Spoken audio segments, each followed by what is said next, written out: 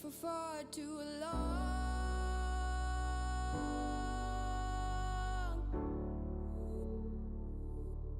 And now you're gone.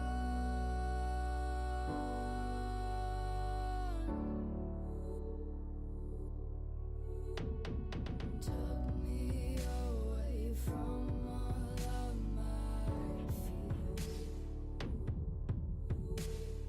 Kept me away from.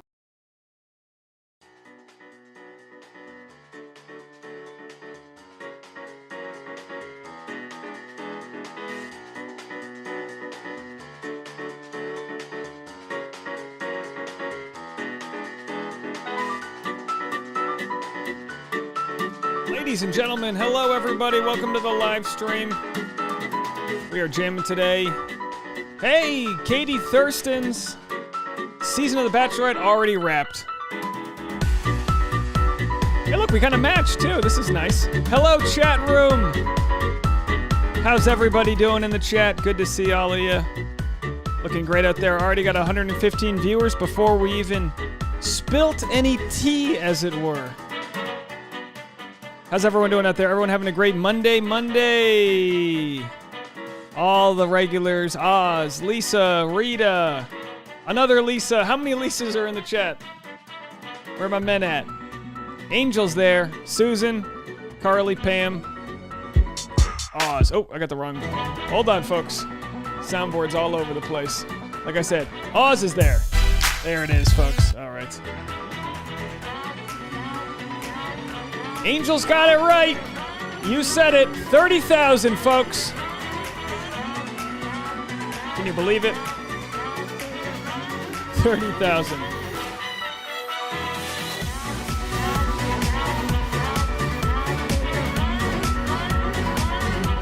Oh, Sarai and Sarah. You guys are killing it. Thank you. Look at that. Let's start it off right. Congrats, Dave, on the 30K. Sarah winks, and then Sarai. Congrats on the 30K. And Sarai's got a great voicemail. Looking forward to the updates. You guys are kicking it today. Oh my gosh. I'm feeling the love. It's not even my birthday, folks. Cheers. Got some good music.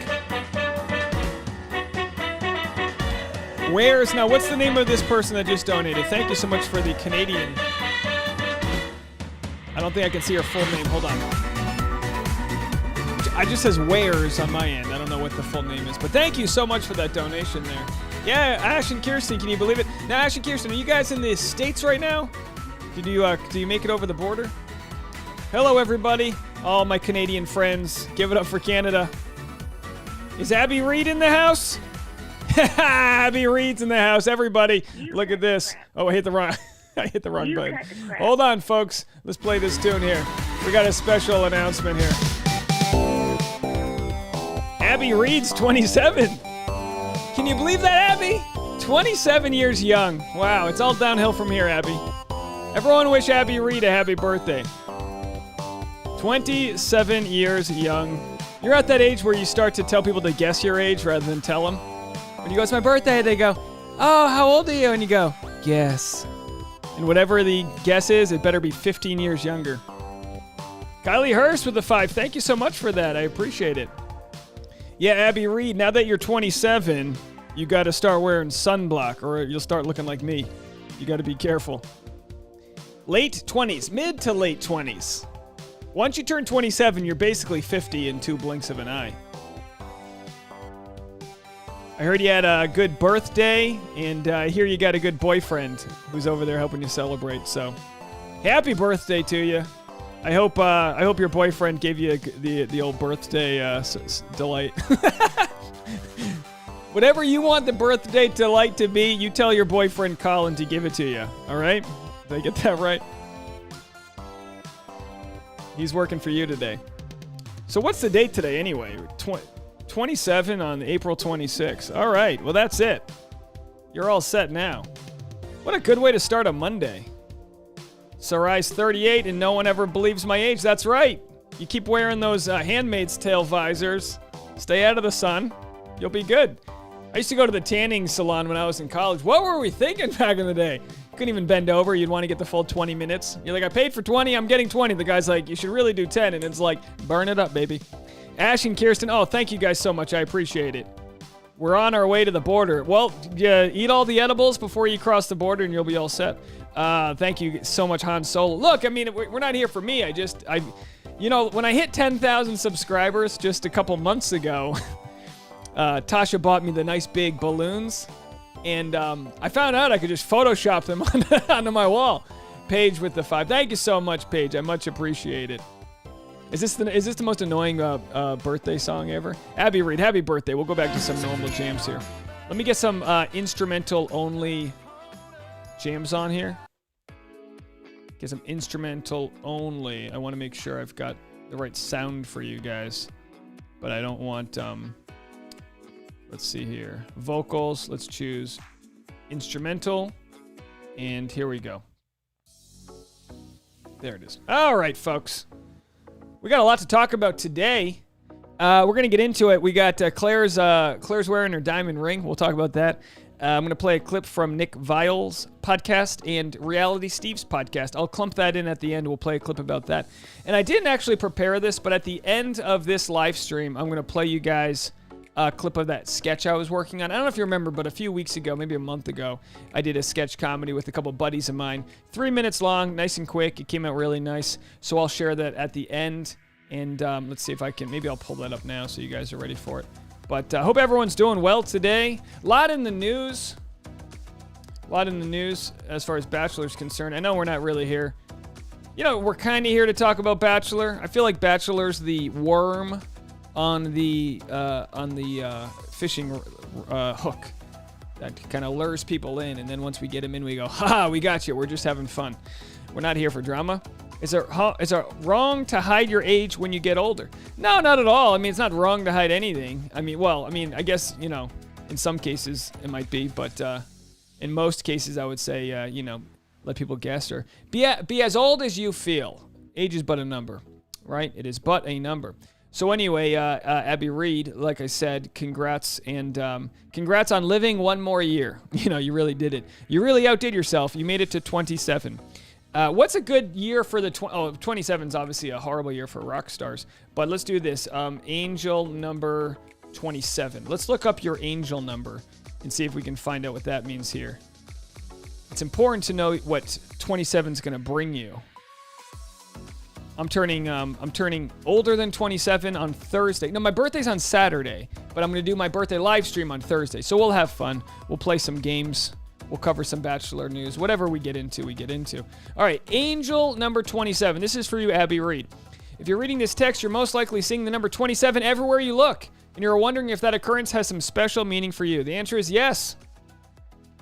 It's a message from the angels. All right, just get to it, angel. What does it mean? Number 27 carries in itself the energy of the numbers 2 and 7. The number 2 symbolizes intuition, choice, duality, balance, power, diplomacy, harmony. It is also the number of our divine soul mission. The number 7 signifies inner wisdom and overcoming challenge. You overcome the challenge of turning 27. You're here.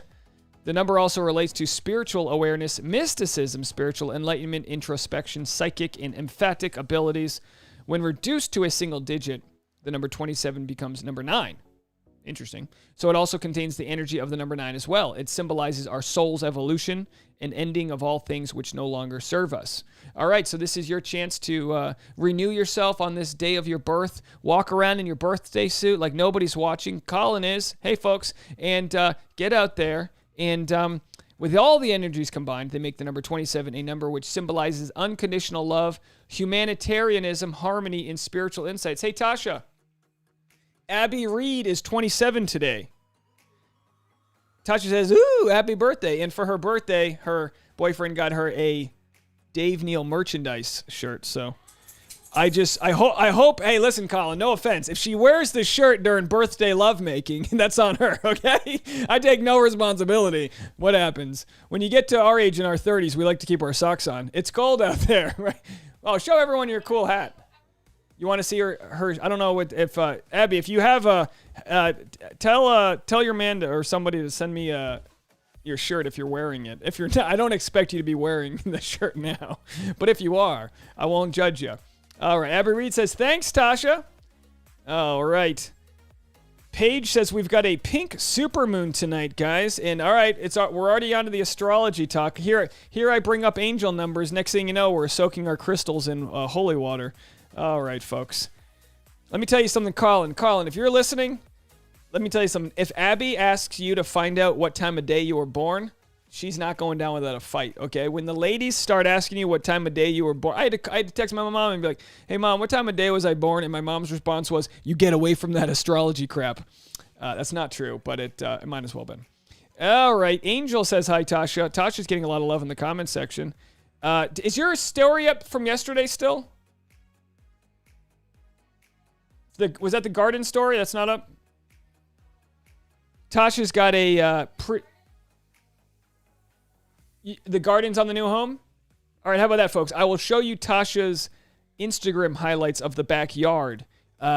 We were literally driving. Where were we going yesterday? Today, we were literally driving. We were going to the post office, and there was a guy on the side of the road selling potted plants, and Tasha pulled over, literally sideswiped a bicyclist, just pulled over as quick as she could to buy some plants. And the guy is so nice. What did he say the price was? Cinquente? What did Quince? So the guy said, and look, we moved to a Mexican neighborhood, and there's a lot of people that only speak Spanish. Like, you know, it's a lot of places. There's a lot of Spanglish, English, Spanish going on. In our neighborhood, it's only Spanish, and we're okay. I studied abroad in French, you know. Lo siento, no hablo español. I try, je parle français. So the guy, what does he say? Cinquente? Quince. So the guy goes, Tasha's like, how much for the jasmine? It was in a big pot. And the guy goes, 15. And I go, oh, he wants 50. I'll offer him 40. The guy's like, no, no, no. I was like, oh, that's an honest guy. He's like 15, and I'm like, I'll do you better, 40. Yeah, we got a couple, and he tried to knock the price down to 14, and it was like, look, we're not going to negotiate you out of a job here. We just, got to get our Spanish better. There is something amazing, though, when you go to a taco truck and they only speak Spanish and you somehow tell them how to order your fiance's order, which is always like, no chicken, no crema, no crema la crapa, no crema, make Tasha go poo-poo, no poo-poo. Actually, Tash, do you want to tell this story? Will you tell the Colombia story? All right, Tasha's got a great story about our trip to Colombia, which involves some diarrhea. Or the opposite of diarrhea. Whatever's on the yin yang. I don't even know if the chat's even tuned out by now, but I'm rambling. I'm a rambling man. Hollywood Noir speaks both English and Spanish. Well, we could have used you. We could have used you when I was giving away a mortgage to buy a couple jasmine trees. I speak a poquito español. But it is nice. There is something empowering when you can communicate in another language, which when it comes to Bachelor, to tie things together, isn't the whole show about learning how to communicate with new people? You put these bros and these girls into these mansions. You give them a lot of alcohol, don't let them sleep much, and all of a sudden they're fighting, they're ripping each other's shirts off. And what it comes down to is I'm sure the Bachelor producers love this. I'm sure they love finding people that have never traveled before, because the idea is the more you travel, the more you get to know other people, you realize you're not your way isn't the right way. Everyone's got a different way to communicate, show their love, receive their love, and what have you. And then you watch Bachelor, and someone's like, the person didn't look at me, like banish them, and it's like, well, maybe they're nervous. There's a whole lot to go into it. So there is something amazing though when you can communicate with someone when it's not on the same language terms. You start to hear them better. You start to watch their face and their expressions. There's nothing I can remember from studying abroad, and I remember from our trips through some places in Central America, I guess Colombia, South America. You learn that you just appreciate so much when they understand what you're saying and you understand what they're saying, and yet not one word was exchanged that made sense. You know what I mean? A poquito. Oz speaks polite Espanol. Good to know, Oz. Yeah. Good to know. Yeah, Oz, you're on the other side of the old Canadian. I mean, because Canada's got that Quebecois, which is very interesting. Today's interessant, right? What's going up there in Quebecois? It's all due to the French, right? It's the French and the English. They ruined it for everybody. Half of Africa speaks French, and it's like, what are you doing down there? You got the Belgians, you got the whole mess. Then we have Central America. The Spanish just took that out. And then we got this pocket of Canada serving baguettes. Like, what happened in our world? You threw the, everyone who got, sent to prison, they're all in Australia doing their thing, just banished for life. Come to find out, Australia is a pretty cool place to live. It's like, how come the convicts got to go over down there and get a surfer haircut with a six-pack abs? Oh, boy. Bethany Bird's in the house. Thank you for the 30,000. I appreciate you. Yeah, we only hit 30,000 about an hour ago. I wasn't expecting it today. Some videos did well today, and it came faster than we expected. So we're here to party. Lisa Lundstrom says it's 1 a.m. in Stockholm. I'm getting up at 7, yet I'm here watching the live. Definitely worth it, though. Well, Lisa, please get some shut-eye. Stockholm was actually the name of the street where my best friend lived growing up. So I always remembered Stockholm very affectionately, thanks to one of my friends, Eric. But thank you for watching in Stockholm. I appreciate it. Abby Reed, let me know what else happened on your birthday. What else went down? Did you are you getting dinner? I don't know if I recall where you are in the world. So let me know, or don't. I don't want to freak you out or anything. All right. So let's. So we got a few. The first thing is we got Big Katie energy. That's what we've been talking about here. Big Katie Thurston energy. She got some, like anything on Reddit, a lot of people were like, oh, the promo looks horrible. It looks like someone designed it in, Microsoft Paint. And why don't we do this? I'll play the promo for you with no audio because I don't want to trip the audio. But essentially it was, what's the name of the song? I said it was Demi Lovato. Who's the other? Selena Gomez. They're the same person to me. I don't know why my brain just thinks that Demi Lovato and Selena Gomez are the same person. So Selena Gomez, her song Ring is playing, which I'm not going to play here. And it's just a jazzy cut between Katie getting kicked off last season and her saying she's not going to take, any bullying from anybody. But, the ring was a little cheesy, I guess. People didn't like that. And the stylist got a lot of flack for how they've styled her. They put that skirt on backwards on her the other day, and she's got the voice chair, and they go, "This is the voice." I like it. She's got the sex swing or whatever they're trying to do, and they say, "Be a Katie. Be a Katie." She's got they went to Home Depot and bought a staircase. That's it. That's the promo. And now my thought was they had about 3 days to prepare this. My thought is the rates for the Oscars, they sell ads on, whenever it's the Super Bowl, the Oscars, they operate by selling advertisements. And my thought, my theory is that there was a couple slots open because of maybe the pandemic, and they got a good deal, a good ad placement, and they were like, all right, let's get us an ad for Bachelorette. Let's see if we can get an ad. And then they hired 3 NYU interns to put that promo together. But either way, don't think I'm going to, talk any trash about Katie Thurston. I mean, she's going to knock it out of the park. Jessica says, when I see this, I wonder if we were super excited to see her, but she doesn't live up to what we want her to be. Well, no. I mean, what do you mean Katie's going to live up to every aspect of what you want her to be? I don't like this song. Hold on, guys. I got to get some better song. This moods. Let's see if we can get a little more upbeat. See what this does. All right, that's a little better. Yeah, no, I think Katie's going to bring a lot of humor to the show. I just think, they literally wrapped production like 3 nights ago. So, they need to find out what this season's all about. Hello, Pam and Lally and Solveig and everyone else who's in the crowd. Sabine. I think people are just ready to complain about The Bachelor given everything that happened. Yeah, there's a lot of saltiness that goes on within the community. And this is sort of where I struggle because with stand-up comedy, most funny jokes start with a negative premise. Oh my gosh, my traffic stinks. Okay, there's the premise. Traffic stinks. Oh boy, turning 27's wild. You know what I mean? I'm getting old. I'm whatever. There's the premise.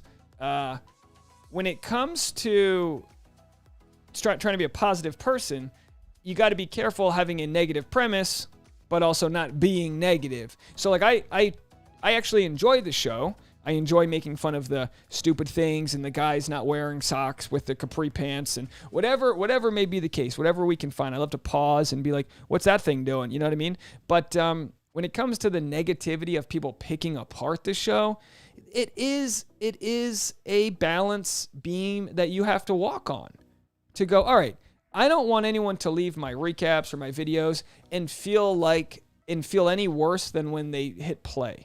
Do you know what I mean? The comic's job is to leave the audience better off than when they started. That might mean it's not a standing ovation. It might not mean they love you. But if it's a good crowd, and then by the time you're done with them, the crowd sucks, that's no good. All right, Tasha's showing up. Hold on. What do we have here? Hold on. This is Cake Girl. Everything is vegan and gluten-free. Look at that. Oh, did I smash it? Will you come into frame? Come into frame. Hold on, let me slide you over. Ladies and gentlemen, Tasha's in the house. I don't want to step on video. This might ruin the green screen, but sorry. I don't want people to. I want people to realize that we can't afford the full green screen yet. We just have, it's small. All right, here we go.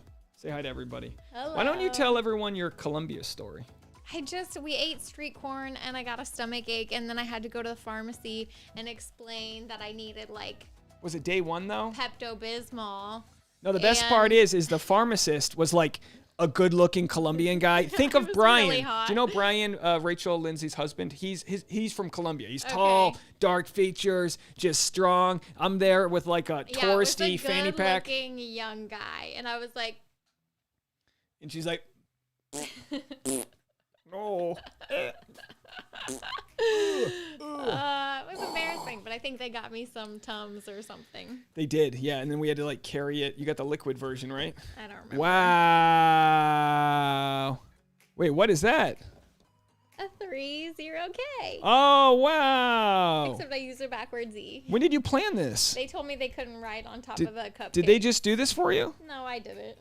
Oh, what do you mean you did it? I just bought some cupcakes and I bought the little things. You to bought stick on these? You top. bought these separately? Yeah. Hold on. I was like, is this a code? It's gonna fall over. Hold on. Can you guys see that? 30K. You want me to tell you what kind they are? Well, we didn't expect this to be a 30K party. Yeah, tell me what kind. I think this one is a strawberry matcha, the 3.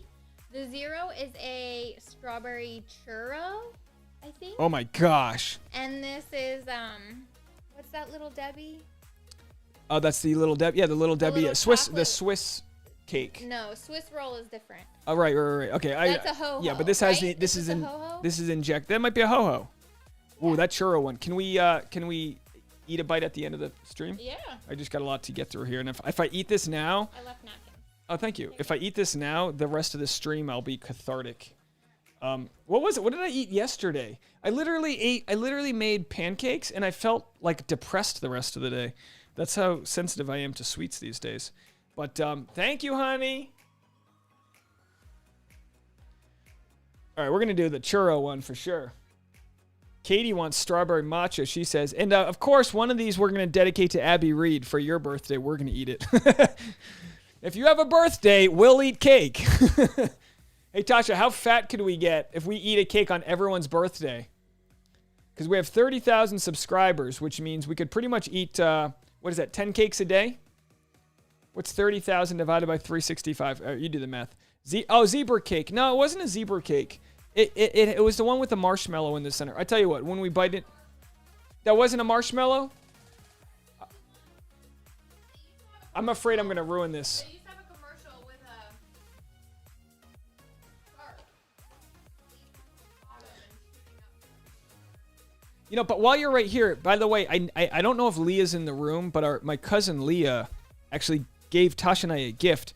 And I've just kind of had this boxed up because I haven't framed it yet. But she got me this map, which she said we could use this to, you can scratch off, it's one of those scratch off maps, so you can scratch off where you've been. But I don't want to hang it till I have a frame for it. But we're still unpacking things. So I wanted to let people know. And then finally, I wanted to thank the anonymous donor who got me this newer... this is called a dolly. Basically, the camera can ride on this. So it's going to be good for vlog shots. So anyway, just you guys, the investment that y'all have made into what we do has been something we really value. So thank you again a million times for, it's one of those things. The proof's in the pudding. You guys have been around. If, we weren't able to make content like this a year ago because there was no one around to watch it. And, before that, I had to do all these side jobs just to stay afloat. So by supporting and being so lovely, you guys have literally made a market out of nothing. Because this wasn't a market, folks. I don't think anybody's ever done daily Bachelor news. But I got to tell you what, there's some big things in the works. Some things I'm not going to mention yet. But you guys, the live stream will for sure be the first to know. GJ says, Dave, where did you perform over the weekend? I'm in LA. When are you going to let people know your venue? Well, the weekend shows, I specifically didn't want to tell people in advance, even though they were like socially distanced and outdoors. But the weekend shows were, hold on one second here, at a couple different venues. But if you wanted to come to a show, you should have messaged me on Instagram and I would have showed you. But I'll play you. Let's see. I'll just show you guys here. I think this is a clip I've got from a show. I'm just afraid I'm going to be swearing the whole time here.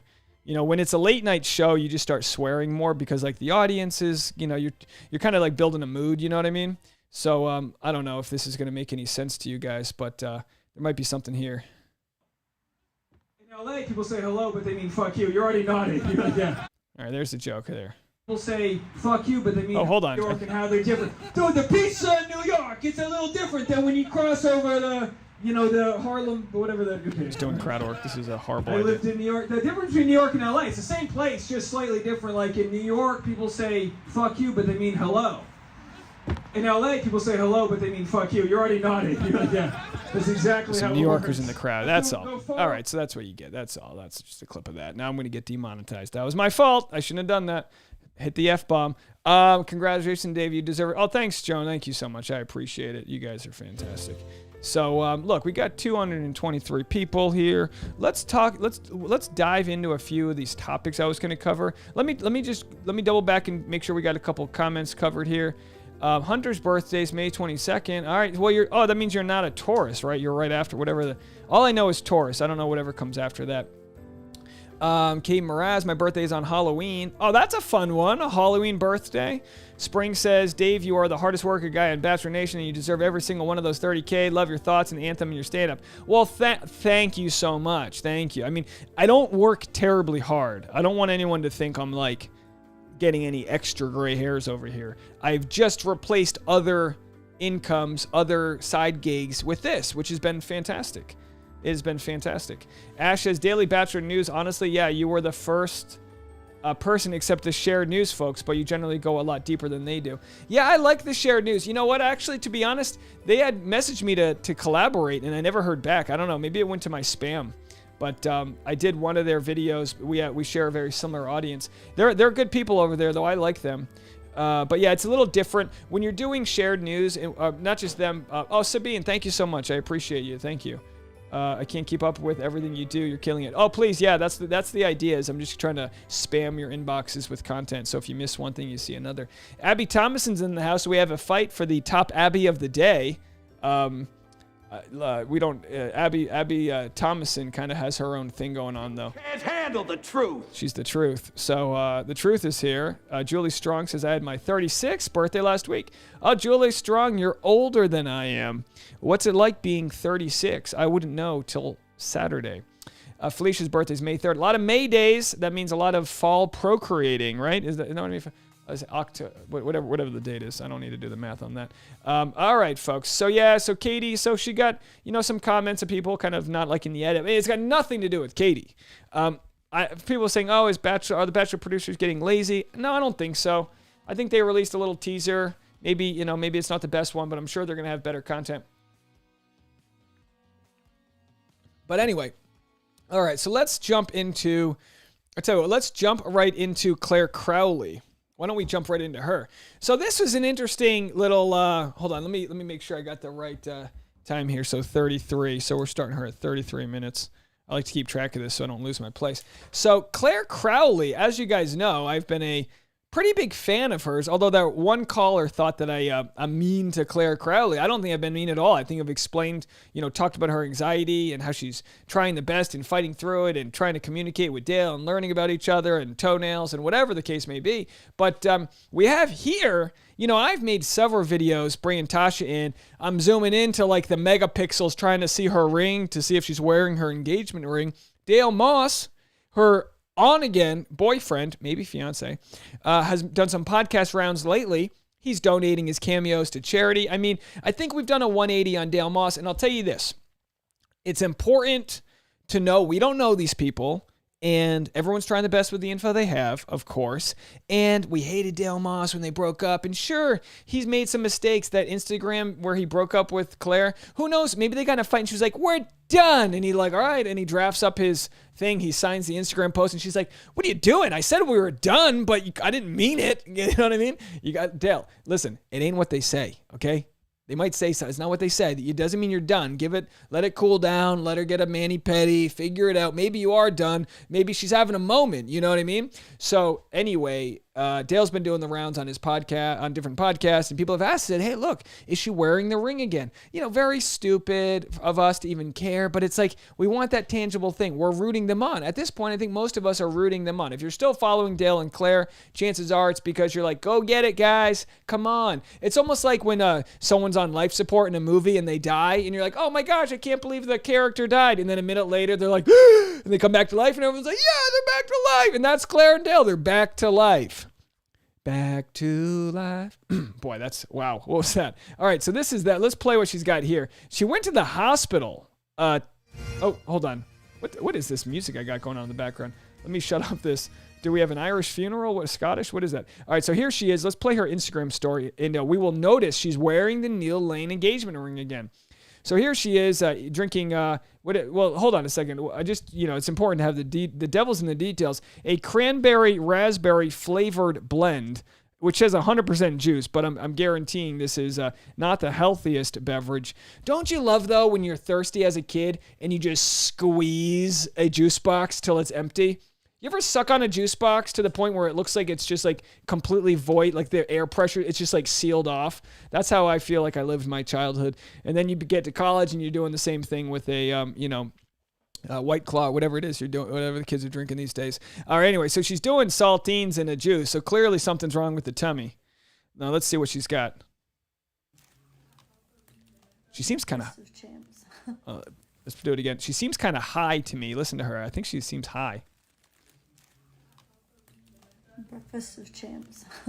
Breakfast of Champs. Now, she said she posted this because she was alone. So the question is, was this a pre-planned... By the way, how big is that rock? I know this is a small juice box here, but that is a large chunk of rock right there. She's got the filter on, which, by the way, ladies, can we all agree to cease fire on these filters? She doesn't look like this. Claire's 40. Be 40. It's okay. Sometimes I'll use a filter on my Instagram, but only if my fiance's in it. She gets very mad if I do a raw photo. God forbid they see my beautiful fiance. But the point is ladies, calm down on the filters. It's an unrealistic expectation we're all setting up for ourselves.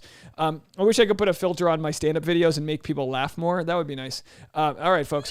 So she's got the rock on. Let's continue here and see if she's high or what's going on.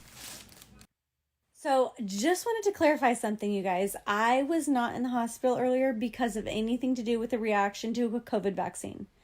I think everybody is very, very, very scared of that and jumps to that conclusion. I had the shot last Wednesday. I actually had zero reaction to it. And if anything, I slept for 12 hours the next night and I felt like a champ. I felt so good. So I know everybody's experience is different, but that was my experience. And the only reason I posted earlier was because I was alone in the room and I was nervous. And I was just trying to distract myself. So that's all. I'm okay now. All is well. So thank you guys for sending sweet messages. I appreciate those. I think she sounds... I keep watching that video from earlier. I was laughing so hard. Those baby crumbs on my lips.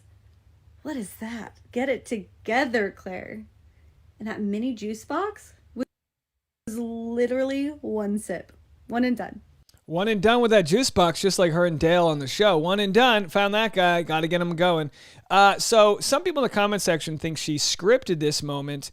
Let's see here. I feel like her story was posted intentionally. She wanted everyone to see her ring back on her finger. Well, I mean, here's the deal. At some point, she knows everyone's following her every move. So what's the smartest way to get the ring back? Well, this is she's at the hospital. She's got other things going on. So she could plausibly deny responding to all the things, being like, is that the ring? Is that the ring? Listen, it's the ring. That's the $100,000 ring right there. I mean, it's amazing. It's like 3 or 4 carats. GJ says, yeah, she's totally high, which is great. There's nothing better than being a little high at the hospital. They put you on some meds for God knows what. I know there's going to be rumors that she's pregnant. I think people actually already messaged me. They're like, oh, she's pregnant. It's like, come on, whatever. You know what I mean? I'm not saying it. I'm not starting a rumor. I'm just saying when she's been begging for babies and all of a sudden she's at a hospital and drinking a juice box. It's like, is that one of those fertility juice boxes? Are we high in the folic acid? What's going on, Claire? I don't think she's pregnant, but if she is, I respect her right to tell us at a time she feels safe and secure about that. Yeah, people in the comment section are saying the same thing. Maybe we do that all the time, right? If I'm ever like Tasha couldn't drink alcohol for a few years because of her Lyme disease medication, and we'd have to tell people she's not pregnant because the first thing everyone's having to drink, and she's like, I'll have a cranberry juice. Everyone's like, oh, really? And it's like, she's not pregnant. All right, but You know, whenever there's a movie or something and someone's like, oh, I don't feel well, everyone's like, all right, plot twist, somebody's pregnant. That's just what we always kind of go to. She must have been high and is now sober watching it back. That's what Kristen Nunez says. Did we get off track or did you show Katie's promo and I missed it? Oh, yeah, we already passed through that. It was a 30-second promo. We showed it twice. Dale seems way more in touch with his feelings versus Matt. Love Matt, but he needs to evolve emotionally, I think, to be ready for a relationship. We'll talk about Matt in a second. Yeah, isn't it strange that we've compared Dale and Matt? Now, rightfully so. Dale and Matt both, I don't want to get this wrong. I believe they both were drafted to play professional football as receivers. I could be wrong. Maybe they practice squad. Either way, Dale, of course, was Claire Crowley's pick. And then Matt James was supposed to be on that season as well. He was drafted. He was upgraded in a sort of once-in-a-lifetime move that's never happened before, as far as I know, on Bachelor, where they announced before Claire's season even shut, hey, we got our next Bachelor. It's Matt James. Now, of course, we know for the most part, Bachelor producers did that as a performative measure during the height of the Black Lives Matter movement over last summer, which, A, is shady, and it's like you don't get a pass because you did that. But B, I do respect that you made a strong move. I do respect that you finally made a move versus no move at all. But also, as we know, it's like how more performative could you be with that move that happened? And a lot of people in hindsight have said, well, Matt James wasn't a great pick. I mean, look what happened, you know. But we'll talk about Matt James next. Next thing on the live here. But let's button up this conversation. Someone asked if I'm from the Bronx. No, I'm not from the Bronx. I'm from Newport, Rhode Island, but I did live in Harlem, which is 2 subway stops away from the Bronx. So, Paige says, Dale seems way more in touch with his feelings. Oh, I already read that. Sorry. Never ask anyone if they are pregnant because the one time I did, she said, nope, I'm just fat. Oh no. And of course, as we've discussed, with pregnancy, as open and as honest as we want people to talk about their feelings, there is a lot of stigma when it comes to miscarriage. There's a lot of stigma when it comes to loss and people feeling like they can't talk about the pregnancy till it's so many weeks in. And I respect all that fully. I respect that fully. To ask someone if they're pregnant is ridiculous. It's I mean, and I know it normally comes from a good place, but to ask someone if they're pregnant, it's like, can we listen until they're crowning? Like, don't, you know what I mean? Because, oh boy, and it comes from a good place. But either way, just because Claire's 40 and has said she wants babies and she's at the hospital not feeling well, doesn't mean she's pregnant. It doesn't not mean she's pregnant, but of course we're going to give her that respect. And all that jazz. But boy, if you do know the place to go when it comes to getting the spoiler ultrasound photos, it is your boy Dave Neal. We're going to get those spoilers. I'm kidding. All right. So that's the PSA for the day. Never ask anyone if they're pregnant because the one time I did, she said, nope, I'm just fat. And that's the news, folks. So that's Claire Crowley. People left some comments. We'll just read a couple comments here. I like to go to the best comments of the day. They're usually the funniest. That's definitely the engagement ring she got on the show. Who does she still have it? Why does she still have it considering her and Dale split up? His breakup post was signed. I think they're kidding because he signed the breakup post, but obviously they ripped up that contract. They deleted all those photos. What is this? A juice box for ants? Of course. That comment is in reference to Zoolander's, what is that, when they designed the little school and it was like small, and he was like, it needs to be at least double that size. Classic comedy. Yes, I think the story makes it pretty clear. Wonder if it's intentional to make a statement after the rumors about Dale from this weekend. Oh my, there were rumors from Dale this weekend? I didn't even see those. Oh, the OG cheating rumors. I just did a quick Google, and the latest is them reconciling in Florida and confirming they're back together. Boy, how delayed. I feel like I'm reading last year's news. We covered this story like 4 months ago. Get with it. They went to Rosebuds, they bumped their Harrisons, and they're having a freaking blast, all right? If we live in a country where you can't break up and get back together, you go to Florida. You want to amend a relationship that's on the rocks? Florida. You have a relationship that doesn't work, and maybe you got knocked up at a gas station parking lot back in college, and you want to introduce the baby's daddy. Florida. All right, folks, that's where you go. You go to Florida. When in doubt, go to Florida. That's what they did, and they came back engaged. And I bet you they came back with some tramp stamps too. Look, no offense to tramps. It's a fabulous place to put a billboard-sized tattoo on your lower back. It's going to look great when you gain a few pounds, like we all do. That's why I never wanted to get a tattoo, because I got saggy boobs. It's like, imagine getting a nice like tattoo on my thing, and then all of a sudden it's like looks like a deflated one of those inflatable things from the gas station, but then the power goes out and it's like, ooh. That's what my breast tattoo would look like. No tattoos here. Yeah, we'll do the national anthem once in a while. I can get it to the full thing, but sometimes it's better to just cut it off. What's your guess on Katie? Do you think she gets engaged? All right, well, let's button this up. So this is the end of the Clare Crowley talk. You want to go into Katie? We can go into Katie. Let's go. Let me see where the Katie content is. All right, let's go back into Katie here. So will she get engaged? Won't she? My guess is she will get engaged. Let me ask you guys this. What do you guys want to do? What preference do you have for spoilers if I have them? Is it that I make a spoiler video? I'll promise you this. If there are ever spoilers, I will put spoiler in the title, and then it's on you. It's on you if some image pops up that spoils you. I'm just going to try my best. If it says spoiler on the title, don't hover your clicker device on top of the video. It's going to start playing that video. So let me know what you guys think. Yeah, Florida gets its own national anthem every day of the week. Thirsty for Katie is right. We have an audience that is quenched for Katie. Hunter says, I hope she does. She deserves love. L-Dog says, 289. Chat is freaking lit on a Monday. Absolutely. L-Dog, we got a cupcake waiting for you. Crafty Beach says, I hope Katie is in love. At the very least, I hope Katie has a good time. And if she doesn't find her guy, I hope that she increases her platform, her awareness. We know she's going to do good things. She's already been very charitable. So we know we trust Katie with the keys to her platform. She's not a young 22-year-old whippersnapper who's in it for the wrong reasons. She's proven herself as a woman, as a homeowner, she's proven herself in a lot of ways. So we look forward to her. Steph says, no spoilers on live either, please, or else I won't be able to watch. Steph, that's great. Maybe if we do spoilers on live, it'll be like the last 10 minutes or something. But I will announce it in a healthy way beforehand if we go to like a live spoilers, I will put images up and we'll do road flares and we'll do a whole thing. But yeah, good point. No, and here's the deal. Oz knows this. We're gonna have to boot people out. If any, we'll make sure people know no spoilers, and we'll let you guys know right now. I'll start. I got to do a better job of announcing it at the top of lives, like no spoilers on lives, because I can't edit them out. If someone in the comments leaves a spoiler and people see it, I can't edit it out. What I'll try to do is I will.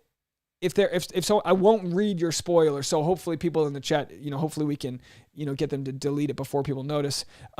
Yes, Spring, the anthem is my trademark. That's right. I can't wait for some live stand-up shows where I can just get that thing going on and just get out there and, but we'll get there. I'm taking the anthem back, folks. I'm making the anthem sexy again. Nothing like a brass quartet to get you going. Right there, Abby Reed. Let me tell you something, Abby. When you and Colin get to it on your birthday night, make sure you just get the old song of the country out there. You know what I mean? Raise his flag to full mast. All right, folks, come on. Get your head out of the gutter. Ash and Kirsten say spoiler alerts are great. Appreciate it. Yeah, no, and in the live, I noticed the live. See, last year, the live went from 30 people to, at some points, like 1,000. It was crazy. So I need to do a better job of educating the audience that we don't do live. We don't do spoilers. If there are spoiler videos, I guess I'll make them. I know when it came to Katie Thurston being announced as the Bachelorette, we definitely made like 6 or 7 different spoiler videos. I tried my best to throw red herrings at you guys, give you alternate images so YouTube wouldn't know who we're talking about. Abby says, hell yeah, there she is. All right, Matt's season is the only one I ever got spoilers, but that's because it was just so crazy. Yeah, at some point, the spoilers become so crazy you almost need them. And now I understand we don't want to know, like, and don't get me wrong, I don't want to know what happens if I don't have to know what happens. So I got a couple more things to cover before I play voicemails. I appreciate you guys hanging around. This might be more like a 90-minute episode. And again, Thursday will be at 4 p.m. That's going to be the birthday live stream, so that'll just be fun. We'll just have fun. We'll cover different topics, but maybe we can take some phone calls. You know what I thought would be fun? I got a good idea for you guys. Don't call yet. Don't, because the voicemails get lost. But for Thursday's birthday live stream, I would love voicemail. Tasha, let me know if you think this is a fun idea.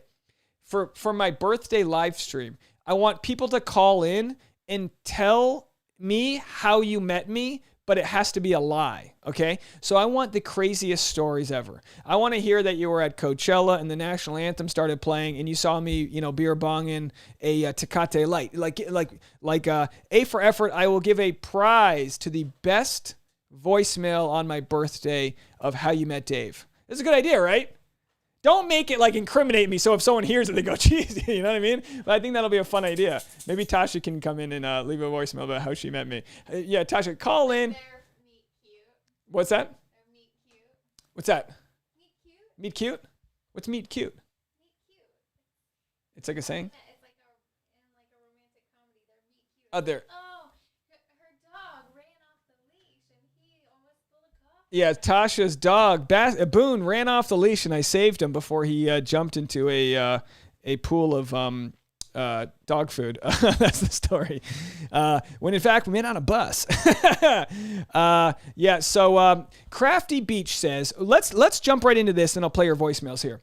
This is a good segue here. I've got we're gonna get right into this.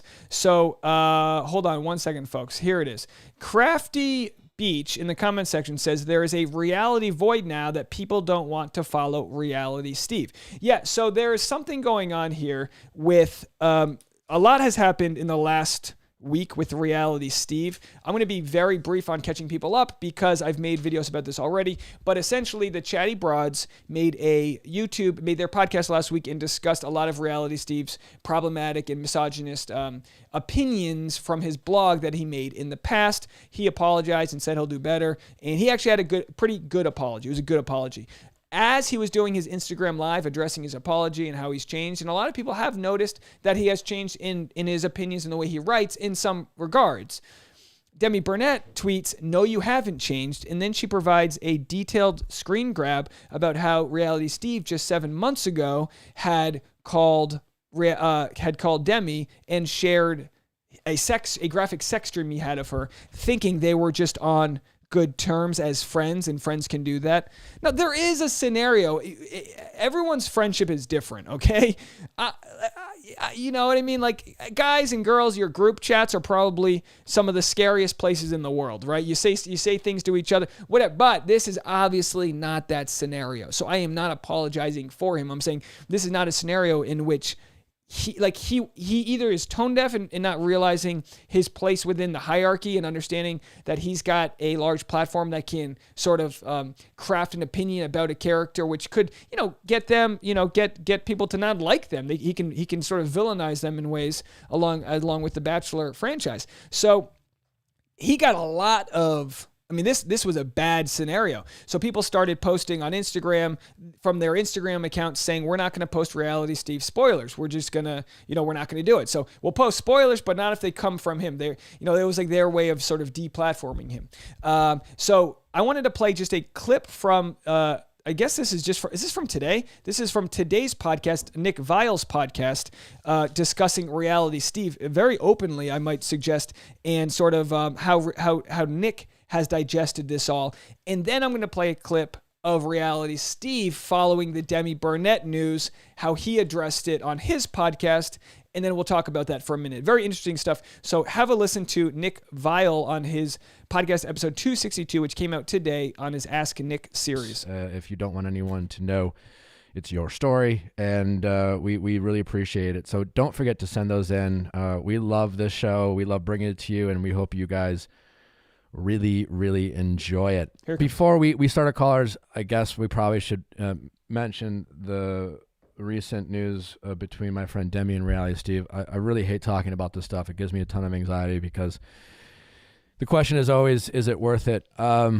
Obviously, I got a lot of criticism in the past for having, well, not for having Steve on, but having Steve on and doing a bad job of not showing my bias while interviewing Steve. And I did. I wish I could have done a better job of exposing my bias and therefore kind of taking away my credibility when it came to conducting an interview. But obviously, I hope it seems to be more clear why that bias exists, because it does exist. It wasn't easy for what Demi did. I know she had a lot of fear about it. And if you aren't aware of how this all came to be, the ladies from the Chatty Broads recently apparently uncovered a list of problematic things that Steve has said specifically about women from the franchise. And then apparently that was a catalyst for Demi to talk about this sex dream that Steve decided it was okay to describe to Demi had of her, and then ask her to keep it a secret. It's frustrating, man. Again, I did such a bad job of not exposing my bias that, I don't know if it empowered Steve even more. I think it's important that people understand how Steve makes his money. He has a website. And it's search engine optimization. So it's ad placement on his website. So the more traffic he gets, the more money he makes. So it doesn't matter what's true or not, right? The more traffic, the more money he gets. So when he got it wrong about Jenna Cooper and essentially ruined her life for a year, he profited from that. When Jenna Cooper went on his podcast to get an apology from Steve, when she cleared her name, he made money from that. There seems to be a huge conflict of interest there because he doesn't have a boss or an editor or a legal team telling him what he can or shouldn't put out. And that seems scary. Whether he is too oblivious or too righteous with the things that he does, and I think that makes me feel so shitty about how I conducted the interview I had with him is obviously I empowered the guy even more. He came on this podcast and admitted to a lot of things, and it didn't seem to matter, and that must have empowered him even more. And a month later, then he did what he did to Demi. And then after Demi cut him off, Steve decided to tell his audience that I was the reason that Demi cut him off, and not the reason that was true, which is Steve made an unwanted sexual advance at Demi. And that's Steve. That's who Reality Steve is. That was, he spreads assumptions and bias and makes up stories and tells his audience and blames other people, and it affects their lives. And every time we bring up his name, we get anxiety, and there's a fear of either his audience or certain people who support what he does or him saying things, because again, it's hard to hold him accountable. The only way to hold him accountable is to not go on his website, because it doesn't matter if what he puts out is true or not. He still makes money from it. And I just think that's pretty scary. So that's all I'll say about that. Again. So you can go watch the rest of his podcast, of course. I just wanted to play that clip for you guys. Nick's mentioning that he gets a ton of anxiety. I mean, Nick's I've said this the other day. Nick and Rachel Lindsay are top alumni on the Mount Rushmore of the Bachelor franchise, as far as like the longevity of having opinions and being in the news cycle within the alumni. Yeah, sure, the Queen Victoria's come and go, but they are etched into this stone of this show here. And for him to say that Reality Steve was empowered because Nick's very hard on himself here. Look, you're not a professional interviewer. I mean, you can't be too hard on yourself for like trying your best. I mean, I'm sure you want to be liked, and most people go into an interview thinking they're going to have a conversational approach and talk about certain things and get things off their chest. And then everyone who watches it is like, oh, you should have done this, you should have done that. It's like, I was trying my best. I project from my podcast where you get a negative comment. It's like, yeah, it's kind of hard to just quip for 90 minutes with each other. So I appreciate the acknowledgement there, but don't be too hard on yourself. Some people in the comments section said you appreciate Nick's tone, and then someone in the comment section said you're afraid that being afraid of Steve is nuts. Not necessarily in a bad way, but the fact that even exists. People don't realize it that are consumers, that the alumni, a lot of them have things held over them. I mean, to the extent where I'm sort of like the new kid. I'm like the CW of this franchise. I'm not a main player, okay? I'm not even a CW. I'm like ESPN. I'm like ESPN 5, the Ocho, okay? Where like I'm not one of these top dogs. I have zero affiliation with the franchise. I don't really know any of them other than some past contestants that watch my recaps and DM back and forth and this and that. But the idea of for myself to even discuss it was like, oh boy, I don't want Tasha, my fiance, to have to deal with haters on her Instagram. There is collateral damage that comes from this.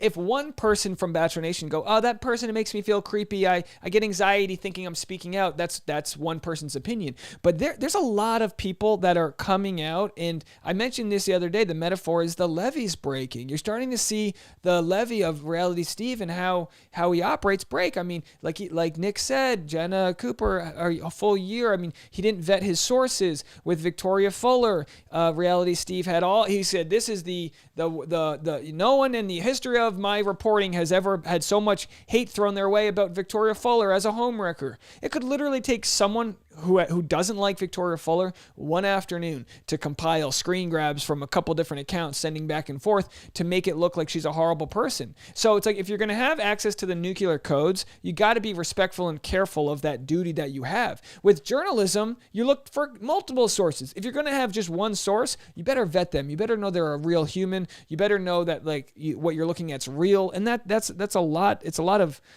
collateral damage to be there. So, it's interesting when you talk about the business model of Reality Steve. Now, of course, everyone says his website's just got a million pop-ups left and right. So let's just barrel through all of that. And I wanted to play one clip from Reality Steve's response, claiming he had no idea people felt this way about him, which may or may not have been true. If it were true, as you listen to this, like the empathetic person that I am, when someone says, I had no idea people only liked me because of my power I had on the show, I go, oh, you're like the rich kid that everyone goes to your birthday party because your parents give out amazing, candy and presents to everybody. And then you feel bad for that rich kid. I knew this kid, Max, growing up, Maximilian. And everyone went to his party because but he was kind of an a-hole, but everyone went because like his parents got the big jumbo thing and you kind of felt for him. And I'm not trying to whittle Reality Steve down to that, but you have to understand, just like I've had contestants reach out to me and I go, oh, I wonder if they actually like me, or maybe they just want me to give them a favorable opinion. Now, I have zero intention to make anyone feel bad that watches my recaps. Have I been guilty of maybe making fun of somebody? And it's like, yeah, of course. I go for the funny. And what I've had to learn in my life is that funny isn't enough. You have to punch up, not down. So if someone's a contestant on the show, it doesn't necessarily mean their life's so made that you can punch down on them. No, they're just a human being and, whatever. So I've come to terms with how I treat my platform and understanding that, yeah, I've said misogynistic things. Yeah, I've kind of commented on the way someone looks or their Botox or lip injections. Of course. I'm looking at you, Blake. I'm kidding. Of course.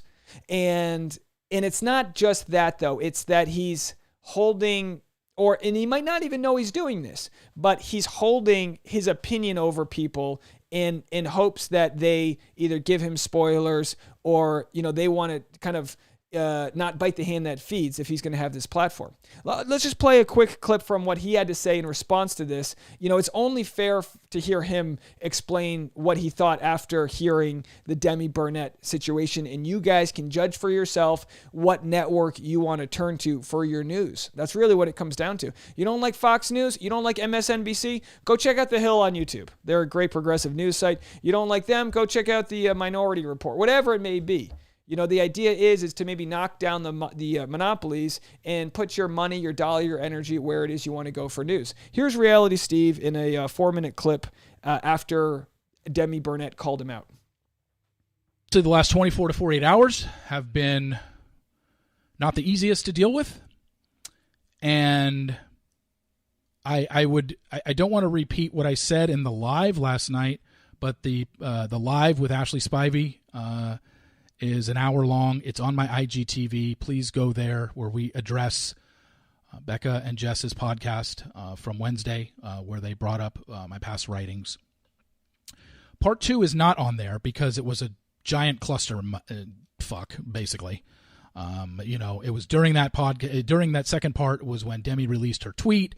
I went away from the live to go read the tweet. I was skimming it. I didn't know the exact everything involved in it. Then I went back to Ashley. So there was no point to put it up. So I'm not running from it. I immediately, when I read it, when we ended the second part of the live and I read Demi's tweet and I read what she wrote, immediately texted her.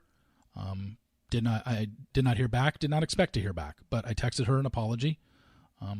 And I should have known better. I crossed a boundary that I should never have crossed, and I apologized to her. And I apologized to her publicly under her tweet for what she said. And Real quick, reading the comments from the chat, it was just an innocent and casual thing. Why did he tell her to keep it a secret? And why did he call her on the phone instead of texting her? And why did he then say it was effing hot? Yeah, it's a good point. Look, I'm not letting him off the hook here. I'm just letting you guys make your own decisions about it. I think that's the easiest and safest thing for me to do in this scenario is say, this is what happened, and you can hear his side, and you can digest it yourself. And I think most people from my channel benefit from their own critical thinking, and they can get to that finish line how they see fit. All I can do is be better going forward. And, there's a lot that I'm reevaluating now in terms of, the biggest thing, and you're going to hear Casey and I talk about it, and you're going to hear me talk about it at the end of this podcast, but I'm going to bring it up right in the beginning.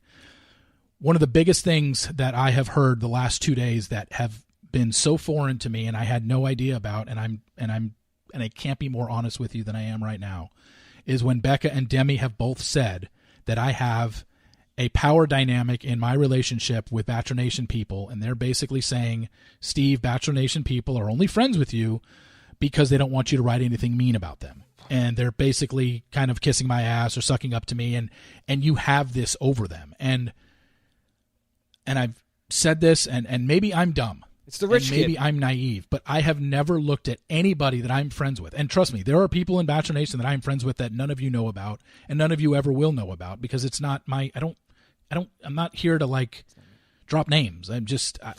There are people that I'm friends with that some I talk to, some I text, some I FaceTime with, some I've met. It varies for everybody. There are people I text all the time and I've never spoken to them on the phone. And,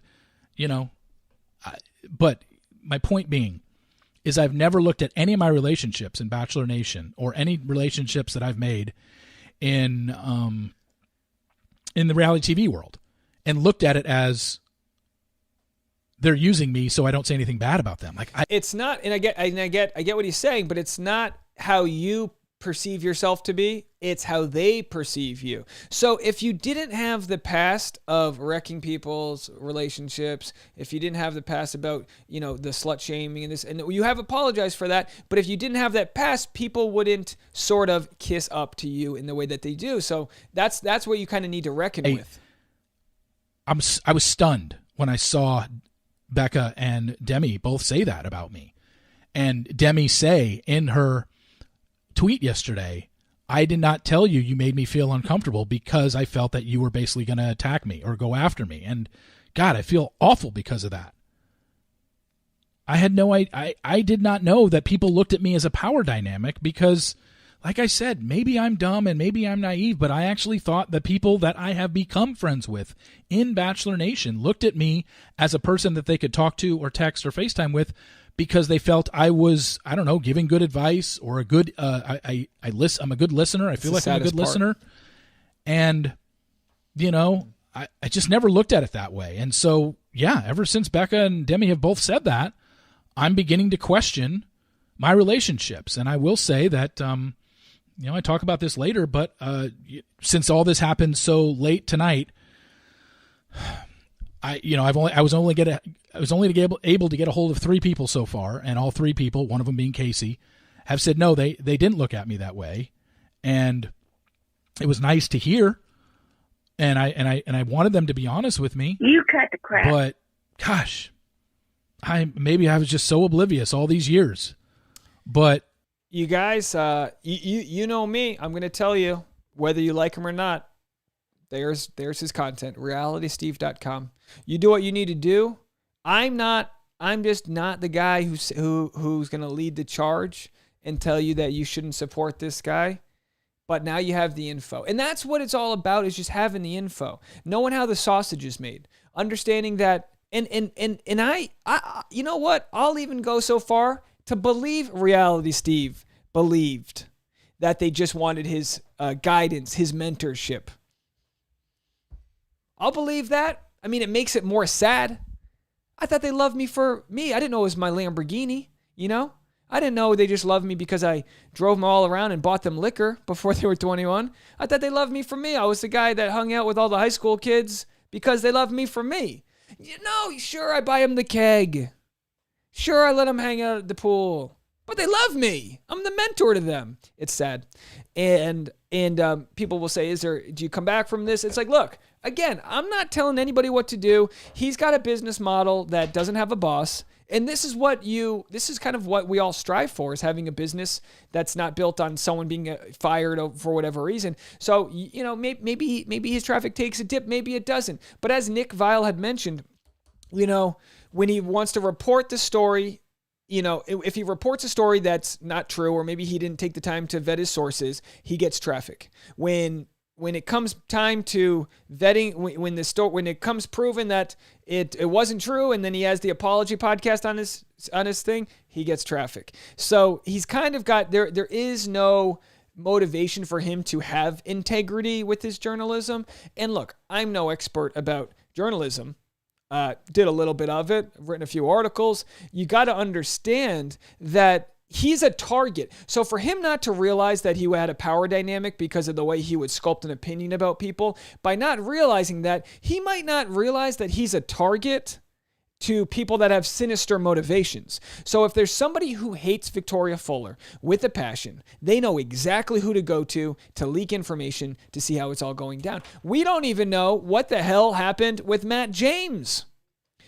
I tend to believe that Grace Amerling believes what she said. I don't think she would be a good patsy in a situation where when it comes to lying, I don't think she benefits from that at all. But there is information that we don't have, and a lot of people have criticized Reality Steve for how he conducted that conversation, that reported news that Matt James and Rachael Kirkconnell were done. I made a eulogy video. Now we see them in Los Angeles. Let me see if I can find this clip here. Someone had posted. Here it is. I know the writing's small here. This was a very funny comment that I got here on the Matt James video that I made with him and Rachael Kirkconnell. Conspiracy theory. What if the whole Matt Grace scandal was a setup? What if he loves Rachael so much that he purposefully made himself to look like a bad guy and Grace was in on it so that he could protect Rachael from backlash and fall on the sword, purposely making himself look like the villain so people wouldn't see her as one? You guys, this is so romantic. I refuse to believe anything else from this point forward. It is a crazy theory. Tinfoil hat doesn't make any sense, but I wanted to share it with you guys. Look, Reality Steve gets a lot right in his spoilers. I don't think anyone here has a problem with the spoilers. That's not the issue. The issue is these contestants have to live their life, and not a lot of people knew that Jenna Cooper didn't cheat on her fiance. And if you Google her, I'm sure that's the first thing you see.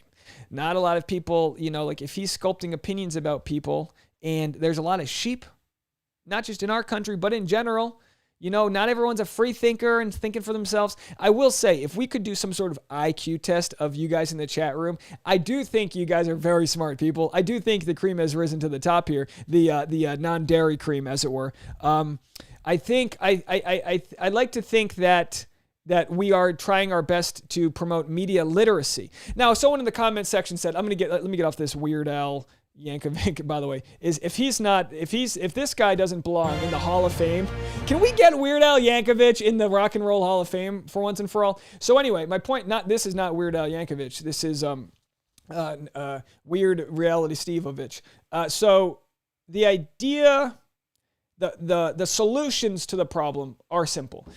If people want spoilers, they find other ways to get spoilers. Like, I don't really get spoilers thrown at me, but sometimes I'll have, family member from different contestants want to reach out to me if there's misinformation. When Rachael Kirkconnell's mom reached out to me on my Facebook, I got a lot of heat for that. I was called a conservative because I wanted to hear what Rachel's mom had to say about an issue pertaining to Rachel's mom. This is just how it goes, folks. You know what I mean? So I understand when you do have spoilers, when you do have information, there's a target on your back. As I mentioned in my last video, I much prefer to be 3 steps behind Reality Steve and just it's called drafting, right? So is it drafting, right? That's the term, running term. So if you're running a marathon, the guy in front of you, he's got all the wind hitting him, and you just comfortably run behind him. I don't want to be the target of hate because of leaking information left and right. But then again, I do believe that I would vet my sources, and I wouldn't want to like the empathy you can have for these young adults that are going on a show that, yeah, sure, they're going to get Instagram famous, they're going to sell some tea, whatever's going to happen. Sure. And Reality Steve has the right to make his money how he wants. He has the right to make his money. But it's getting to a reckless point where it's like, at what point is he making his money off the backs of just a quick news cycle of who's next? You know what I mean? All right. Anyway, so you guys left some great comments. Thank you so much for that. And we're going to get into voicemails right now. So Lauren asked, what day is the birthday live stream? The birthday live stream is this Thursday at 4 p.m. It's 2 days before my real birthday, so I'll still be young and 35. How old am I? Wow. But anyway, so that'll be that. What else do we have here? Let's see if we caught this all. I think we got it all there. That's nothing. What's this? Oh, those are 2 empties.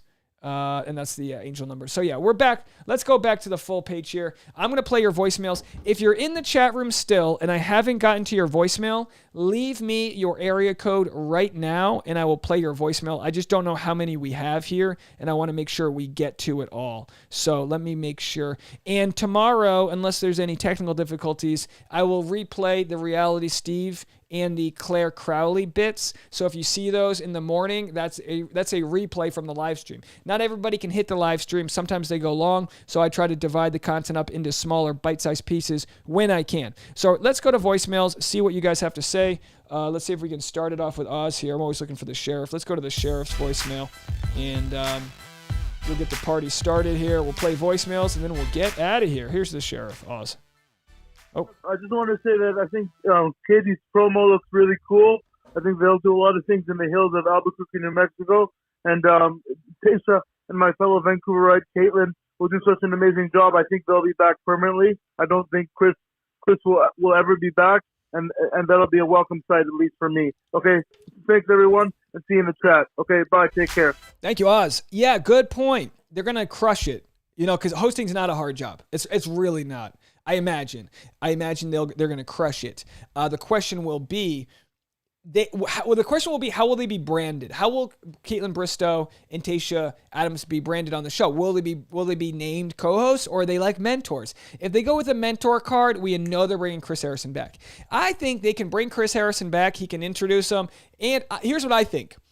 Assuming, I've heard they've made a lot of changes on the show, which, people have been literally boycotting the show to get more systemic changes in the back end. If they have made these changes, I don't see a world where having Chris Harrison back is a bad thing. I think it's a good idea to bring in mentors the way they are doing now and have them kind of hang with the lead. Look, it's modern dating. The leads, when you go out dating, you date in groups, you kind of date with friends. So it's not crazy to think that during a show, Chris Harrison can't relate to them as peers, but Tayshia could. So I think that's a kind of way to appease everybody. Hey, Dave, it's Helicopter Hillary checking in from Utah. Hopefully my audio sounds better this time. I just wanted to say I'm super excited for Katie's new season after seeing the stuff that Tayshia has been posting on TikTok and Instagram. I am so excited to see these powerful female hosts take the reins for a while, and I think it's going to be a really fun season. Also with Matt and Rachel, I'm thinking, their relationship had a lot of struggles because they had so many eyes on them.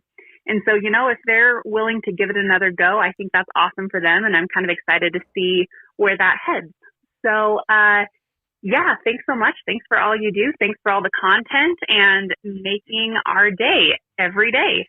Thanks, Dave. We'll talk to you later. Bye-bye. Helicopter Hillary, thank you so much. I came to Tasha's page here to share with you the Instagram stories, but now I'm thinking it was on Caitlin's page. So let's go to Caitlin's page here. And Kristen Nunez in the comments says, "You're so talented, Dave. You kill these lives." Well, thank you so much. I do appreciate it. You know, I don't know what I'm doing. I'm just trying to wing it for you guys. But let's see. I don't think I can play the audio here. I played this in a video earlier today, but you can see, I mean, if they have any of this scenery, we missed it. You got to go back to the earlier videos. It was a horseback riding through New Mexico. It looked gorgeous. New Mexico is a beautiful state. It's a great way to highlight our country, a state within our country. I hope they do it justice, and I really hope they, do it justice for the native land. I mean, it's whatever. We'll have to see how it goes. I don't want to judge it till I know.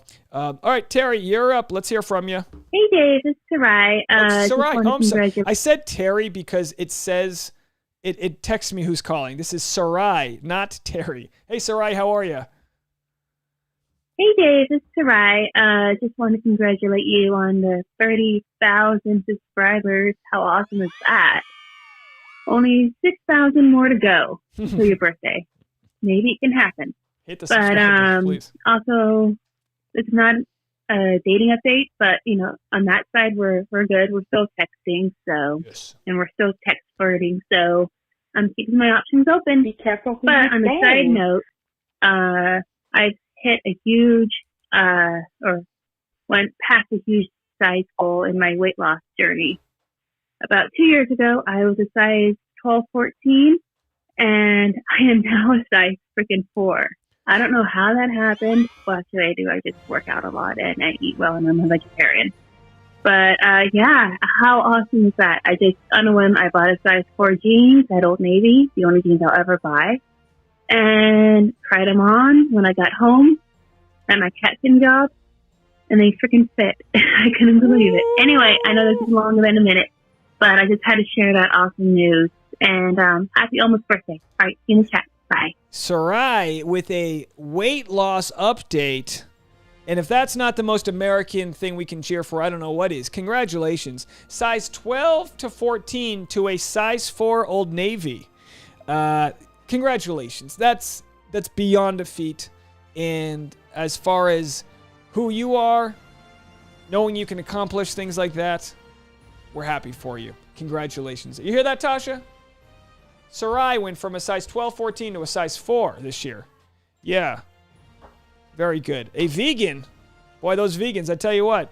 If you can't eat cheese, you don't have that pizza problem I have. If I became a vegan, I would be emaciated. I wouldn't be able to do these lives. I'm kidding. You did a great job. All right. I love the idea of having mentors, and Chris Harrison is still doing voiceovers. Honestly, it will really help with these contestants. I hope that maybe the contestants also have mentors, not producers. Who knows? Dave will hit 35,000 during Katie's season, no problem, and 50,000 after their first interview. Yeah, the next big milestone live stream will be 50,000. I don't know what we'll do, but we'll figure it out. For sure, it'll be at least a 5-hour soiree, but that'll be the next big one. All right, we got Kate calling in. I wonder if this is Katie Thurston. Let's see. Hello, my name is Kate. I'm calling from Chicago, and I am so excited for Katie's season. I think that she's going to do a really good job. I love that she was someone who always spoke up about the actual toxicity that was going on and never pretended like it wasn't happening, because it's so easy to pretend that it isn't happening, which ultimately allows it to go on. So I hope that she can bring more of that energy going into her season. I think it'll be really great. I'm also very curious about if her and Blake will work out. He didn't come back to Instagram right away, so I hope that means he lasts a while. I just love the thought of both of them being so sex positive that they would probably just, be such a power couple. But also, I'm very intrigued to meet her other guys. I haven't, done much research on them, but I think it'll be a good one. All right. Thank you. Love your show so much. Bye-bye. Kate in Chicago, thank you so much for the call. Yeah, we'll see what happens with Blake Moynes, of course. We'll keep it spoiler-free here, but we'll have to see what happens. We know he's on the show. We've already reported it. Yeah, someone asked if I'm drinking a Coca-Cola. This is a bubbly cherry. This is a cherry water. I didn't do my Diet Dr. Pepper because I had a C4 energy drink did a little outdoor workout. I posted on my Instagram, actually, on the AstroTurf out there. Just did a couple dumbbells getting ready for old baseball season. So, yeah, I did not want to have extra caffeine. I'm already going to be sort of shaking myself tonight. Going to need an edible to calm down. You know, that's how live streams go. You just, you know what I mean? You need all the energy in the world to do the live stream. Then afterwards, you're like, I better go, have a 10 milligrams and party. Hi, Dave. This is Mary from Wisconsin. I discovered your videos a couple months ago, and my mom cannot fathom how much I watch them every day and how often you put out videos, but I love it. I just want to say, why is no one talking about the dress that Katie is wearing? It looks like something I would wear to prom and just doesn't look right for a 30-year-old woman. Anyway, thanks for all your videos. Excited to watch. Thank you, Mary. And I'm sorry your mom judges you for watching my content. Clearly, she needs to get on the Dave train. Come on. Yeah, you said Katie looks like a... You know what she looks like? And I mean this with all due respect, which whenever you say all due respect, you're not respecting someone at all. She looks like one of those princesses you hire for your kid's birthday party, and then the stepdads all try to hit on her. You know what I'm talking? I know a few people here that did that, and they would tell me... My friend India, she would tell me all the time that the stepdads would always try to hit on her after a couple... Moscow mules, and it's like, all right, it's a tough job to do, but someone's got to be the princess. Wave the wand, Katie. See if we can turn that frog into Prince Charming, or I don't know how it goes. But anyway, we got a couple more, and then we're going to get out of here. Some of my favorite people calling in. It's hard to even unpack how many amazing and supportive people are out there, let alone Canadians. Here's two more Canadians we love. Hey, Dave. This is Kirsten. Ash and I are normally calling from Toronto. I just wanted to leave a message and just say that, Ash is having a really rough day today. She found out that her grandfather has COVID and is in the hospital. And any positive energy that the community can send out to Ash, I know she'd appreciate it. So just wanted to ask for any positive vibes that y'all have to share. Love the community. Thanks, Dave. So sorry to hear that. Ash's grandfather in the hospital with COVID. Wishing you guys the best. Wishing your grandfather that he's got the best medical care. Man, it's, and again, I know it's tough. It's tough because we've spent the year sort of pretending that this world isn't happening. You know what I mean? We've spent the year going, no, it's totally normal. Do you think I just woke up one day and said, I'm going to make Bachelor videos all day long? No, we're trying to escape from a lot of the atrocity that's happening out there. And when it hits you close to home on your front door, Ash, like your grandfather finding out he's got COVID and he's, that's when you can't avoid it. And I'm sorry that you're going through that. And if anyone in the chat believes in positive energy or whatever form of prayer you believe in, send it their way. I personally do believe in the power of prayer and positive energy. I know we've had some other members of our community that have been in recovery and also in chemo and in other instances. And I actually would love a report from our friend who found out they were getting I believe it's brain surgery. I'd love an update on that. But our collectivity, our vicarious feelings, they do hold weight and they do matter, and we can use those in a positive way to help other people with whatever extra boost that their immune system can use. And wishing you guys the best. Let me know how it all is. And lots of prayers from the comments section. Of course. And I do apologize because I don't listen to the voicemails beforehand. So sometimes I'm kind of horsing around and then I get a voicemail and I feel like the kid in class who got caught being, you know what I mean? So I do appreciate you guys sharing that info with me and with the community. We do appreciate that a lot. So good luck, and please keep us posted and let us know if there's anything we can do for you guys. Well, here's a call. I think this might be the final one. There might be one more. This is from Josh in Boston, one of our favorites. I haven't watched the call yet or listened to it, but let's see if he's still trying to get with any past contestants. Let's check him out. Oh, Reality Dave. It's your boy. It's Josh from Boston. Don't call me that. Just calling. I want to congratulate you on 30K, my brother. You're doing great work. You curate a conversation better than all these other creators that we have in podcast land and on YouTube. So more power to you, brother. Congrats. I was thinking about just this past season and the past couple of weeks that we've had, and it seems like The Bachelor this past season seems to be the gift that keeps on giving. But especially with what's been happening these past couple of weeks, I'm recognizing that this franchise just ruins lives. As we've discussed, from Reality Dave to paparazzi pursuing Matt and Rachel to all these other stories that have been coming out. And it really feels like the show has like no loyalty to your personhood or who you are and your physical, psychological, mental well-being. And the only loyalty they have is to the money. So, yeah, that's kind of just felt like a summary from the past couple of weeks. But I really hope that Katie has better luck with the franchise.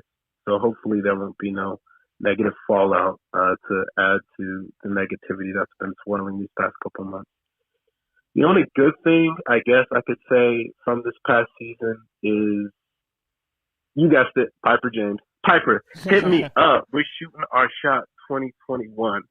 Thanks, Dave. Appreciate you. Peace. Reality Josh over there in Boston, still swinging his, taking his shot at Piper James here.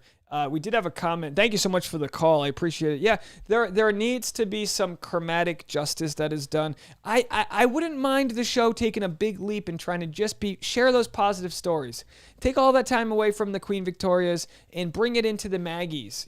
Bring it into the the real stories there. The real. I think if you tell the stories right, we will be in awe and feel good about it. I don't think we have to necessarily watch a train wreck. Oz says, Josh is great. Much love, brother. Great call. Absolutely. Kimberly says, Katie doesn't seem at ease in these promos, which probably makes it seem like the clothes are wearing her versus her wearing the clothes. Well, I mean, who knows? I mean, we looked into Rachael Kirkconnell. We're like, she looks a little bit different. We don't know. We don't know. It's like I was saying, everyone was like, oh, Rachael Kirkconnell looks like she's sad. And I was like, she's reading a taco menu. When I read a taco menu, I'm like, the hell am I going to eat? Oh, I'm going to get that carne asada. Let me tell you what I'm going to do after that. I'm going to dip it in the guac. I'm going to get extra guac. Things are doing well. Somebody donated extra guacamole. That really hurt my throat doing that. Ash and Kirsten left us an update. Hold on, I can't breathe. Razzled. Ash and Kirsten said, thank you so much, everyone. I appreciate it so much. I think these things are harder this year with not being able to hear, to be near loved ones. This community is such a wonderful support. Thank you all. Ash, yeah, no, you guys are right. Look, again, and I'm not saying, I am not about to share this for self-promo reasons, but I will tell you this. And I mean this. I re-uploaded my Vlogmas to everybody because it got buried on my main channel. With all the Bachelor growth, all the non-Bachelor content, just YouTube's like, no way, we're never going to recommend that again. So I made the vlog channel, which it's exploding. It's doing great. It's not monetized yet. It's halfway to monetization. It needs 4,000 watch hours. It has 2,000. I'm not worried about it. It'll happen. But over Christmas, I made 25 straight days of Vlogmas videos. I told you guys all about it. Well, on the 25th day, how do I start this off? I have zero relationship with my grandfather. I don't have a grandmother. She died of breast cancer when I was 1. And I didn't meet my father till I was 20. So I never got the father's side grandparents or the mother's side, really. My grandfather was kind of like, he lived on a boat somewhere. I could count on one hand how many times I saw him. But I never saw him after high school until this past year. Tasha finally got to meet him. And I was nervous because I was like, are you going to meet my grandfather? Like, I don't know what to expect from him. He's a nice, charming guy. He's an alcoholic. He's not always stumbling. He's kind of a functional 80-something-year-old alcoholic who actually looks like he's in pretty good shape for everything. He came back to the family a couple years ago. After not hearing from him for 15 years, whatever, he came back. And he's still a problem. My mom talks about him, she's got, but it's a beautiful thing, even though he's a thorn in her side. It's a beautiful thing that he's like a stray cat that came home, years later, that he's around. Well, on Christmas, I made a video about our Zoom Christmas. So when you talk about not being able to see your relatives, this is what I relate to. I don't know if this relates in your situation at all, but we did a Zoom Christmas. This is before we had any followers. We only had a couple of thousand subscribers. Oz and the Loyals, Jen Murphy, you guys were around for it, but a lot of people weren't. And we just did a video that kind of summarized how Christmas was. And in the end of the video, there was here it is. So we did this 25 days in a row. Super obnoxious. Christmas music. Merry Christmas. Merry Christmas. So, I'm not going to play it all for you. But the nice part is that I will spoil this part and play for you that my grandfather, who had released a Christmas song years ago, sang that song to everybody. I didn't plan this, but I guess I'll share it with you guys here. This is kind of sharing our lives with you guys. So this is on Zoom. Have you ever spent a Christmas in New England where the sleigh bells play us a Christmas symphony? I sure hope that we'll be meeting, but if not, I send this greeting. Merry Christmas, wherever you may be.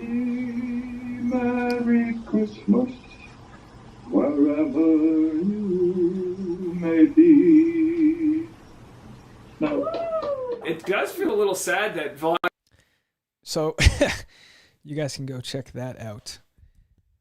25 days. I mean, it was look, dog.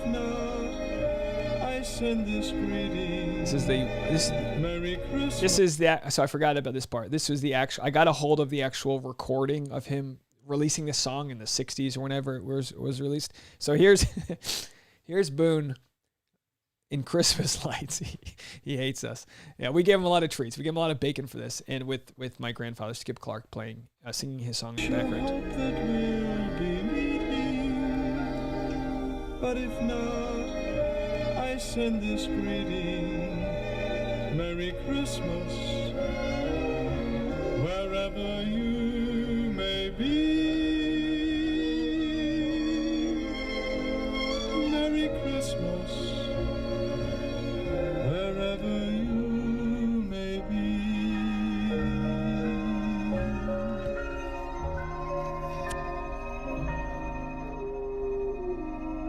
Merry Christmas. So it'll be a lot of fun to play these back, all 25 of them. It'll be a lot of fun to play them back in like years from now. So for that reason alone, I've really enjoyed making all the vlogs. But I do, to relate it back to you guys, in the comment section. See, I really hurt my voice when I did that guacamole bit. Excuse me. To relate it back, L-Dog said that was my grandfather, not my father. But to Dave and Neal to make us laugh and cry at the same time. Yeah, well. Yeah, no, Sarah, I'm a mess. Didn't have an edible. No edibles here. What a privilege it is to hear the song. Yeah, it was great. It's great. And again, it's... excuse me. The point of this is that the story, we're just like, we're characters. We don't necessarily get to narrate it. And that's fine. So in relating it to you, Ash and Kirsten, I empathize and I send you my love, and I know the comment section does as well. And just know that you guys are going to enjoy this story so much. And while sometimes we wish it goes in a different path, there always is a happy ending. All right, so let me make sure I don't have any other more comments. I did promise you guys I was going to play you a very silly... I'm going to play you a very silly... I'm going to end it on a very silly note. and play you guys the sketch that we just released with my buddies. Pam says, Boone howling at the fireworks made my day. Well, I'm going to let people find that one. So yeah, so I've populated all these up here. And I have to tell you, most of the Vlogmas videos that I released, most of the Vlogmas videos that I just released less than a week ago are performing better now on the vlog channel than they ever did on the main channel, which just goes to show that by you guys watching them on the vlog channel with a high viewer duration is literally life-changing for us. So thank you so much. Today, this already passed, we made this video a year ago. I'm not going to play it. I've already teased it, but I just put it on the new vlog channel. It's the cake wars that Tasha and I had from last year. And as you guys know, I know Nums Yums, I don't know if you're in the comment section now, but I know you've been watching. You know that I'm going to be making a vaccine cake for Tasha, as last year she made me the COVID cake. So I'm going to make her a vaccine cake. And it's going to be a ton of fun. So anyway, all those videos are over there on that channel. And then there's one other channel that I've got, and I'm not, we made a sketch and we didn't know where to put it because it's not exactly the content we normally make. It wouldn't perform well on my main channel. So we decided, you know what, let's put this sketch on the Hollywood Posers channel, which is a sketch comedy channel that we have that we unfortunately haven't been able to do much with because of COVID. So I'm gonna play this for you guys. I'm sure the quality's not gonna be great. Let me make sure that I move my. I'm gonna you know what I'm gonna do? I'm gonna take myself off this, and I'm just gonna play this sketch for you guys, and then afterwards I'll play some music and we'll wrap this video up. Tasha and I gotta get going. Hey Tasha, maybe in like 5 minutes we can cut that cupcake up. Can you hear me? Do you want to bite into the cupcake for this, or do you want to save them? You gonna bring them in right now? All right, hold on. In that case, let's do this. Are you not gonna have a bite? Where'd they go? Oh, I put them over here. You don't want a bite? All right, come in 3 or 4 minutes, okay? All right, here we go. So I'm gonna play this for you guys. And this is going to be on, if you guys do want to go check it out, this video is on the Hollywood Posers page, which is linked to my main page. And here is a project called Viper Squad. Let me make sure the audio is good here.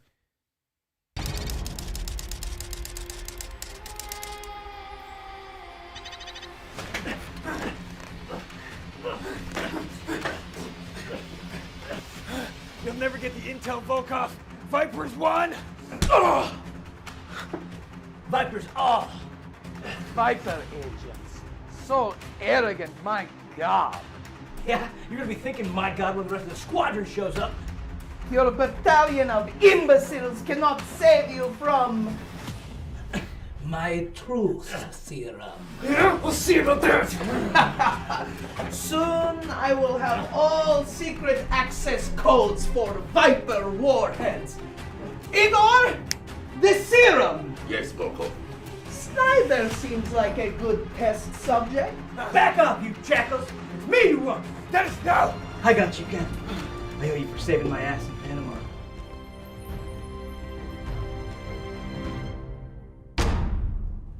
Fine. Snyder, what's wrong? Scared of needles? Afraid of needles? Viper agents fear nothing! Bravest of the brave, Vipers won, Vipers all! 4366557! Is it in? Oh my fucking God, is it in? I didn't even poke you. What? What? No, yeah, you did. Yes, you did. Yeah, ow, ooh, ow, you low-life maggots, you got me good. Ah, ooh. Did you say 556 or 557? Dennis, no! These dirty coyotes can't trick me. No worries, Cap. There is nothing I can. 557!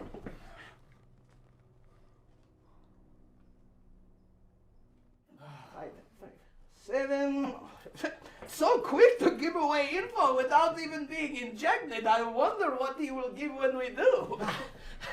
Damn. Must be feeling some residual effects from that first dosage. No problem. You guys might have the codes, but you'll never find the base!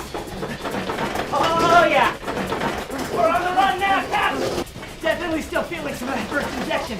No matter! I'm a soldier, trained to hold secrets in the highest regard. Ah! Poking out coast of Argentina? God damn it, Dennis! They poisoned me, Kev! No, they didn't! What other secrets do you hold? Snyder has 2 legitimate children. No, I don't. Shut up! It's the serum. He doesn't talk about it much because they're both black. That's not why. We both have really long foreskins. Average size. Super, super long. There's no way you could know that. We fooled around. Shut up! In Panama. That's what I meant by save my ass. None of this is useful! And all very gross. Igor, get it.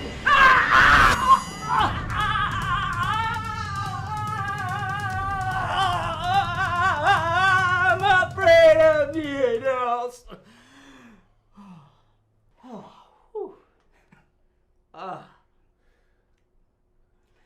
That felt good to get off my chest. It was brave of you, bro. How you doing, Cap? Thank you for sharing. Kill him.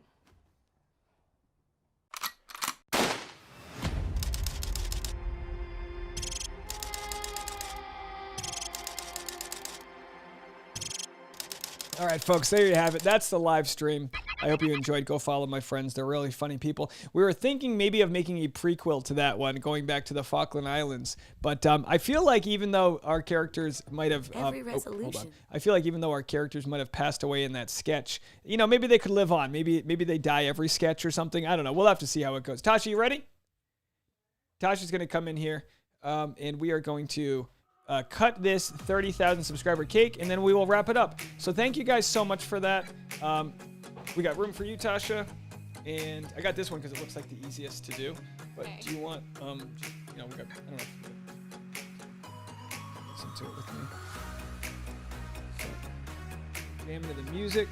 Boy, we do have, all right, so here we are. We're doing the, this is the 3 of the 30. So we're having the first 3, and then we'll do the final 29 or 27,000 after. So this is the matcha. Yeah, I think it's the strawberry matcha. All right, here's the strawberry matcha. Alrighty, here we go. Ash and Kirsten are they're Ash's. They call in from Canada.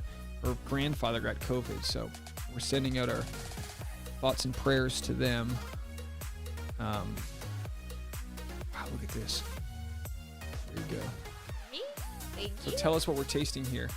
I'm sorry. Oh, the dog's getting some. There's a reason why the dog. You have to bite at the same time. Oh, I gotta do the same.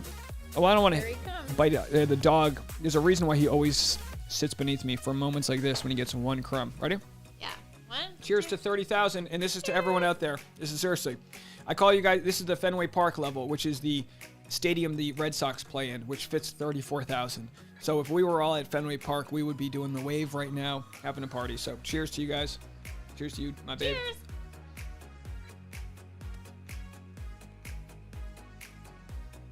Oh, good. Well, I'm glad I didn't do this earlier because I have no idea if I can say anything now. Wow. That was good. Vegan and gluten free. I tell you what, go to Tasha's Instagram and we will do a taste test on there to finish it out.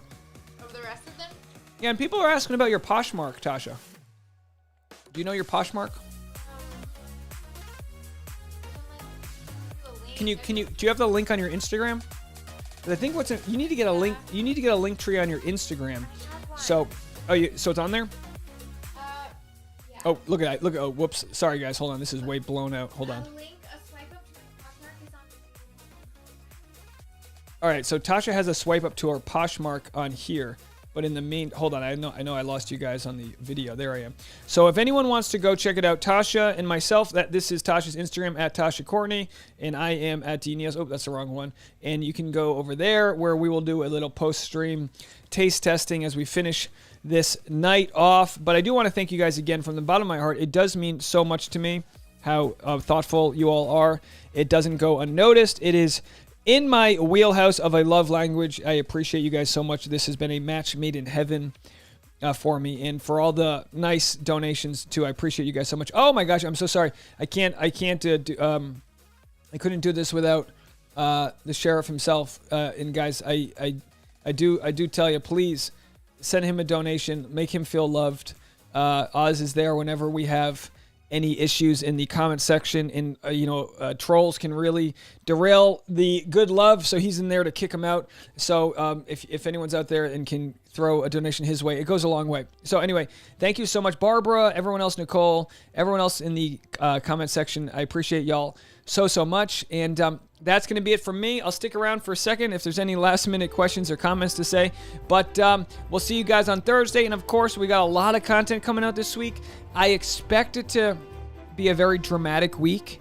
We might have a few things coming out in the news, so with that said, you know where to find me. I'll be on here. Thank you so much for checking out the vlog page and for going on that ride with me watching the sketch comedy. I really appreciate you guys. All right, talk to y'all later.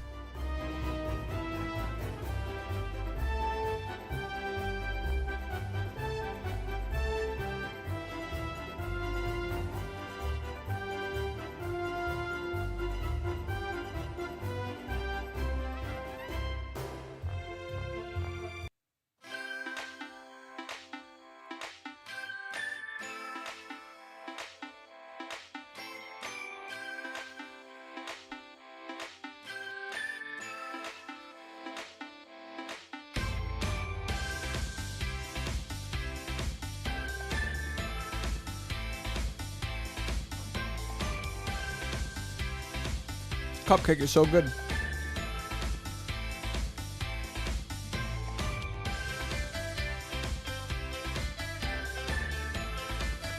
The funniest part was when I said Sarai was a vegan, and she's like, "I'm only a vegetarian. I'm not a psycho."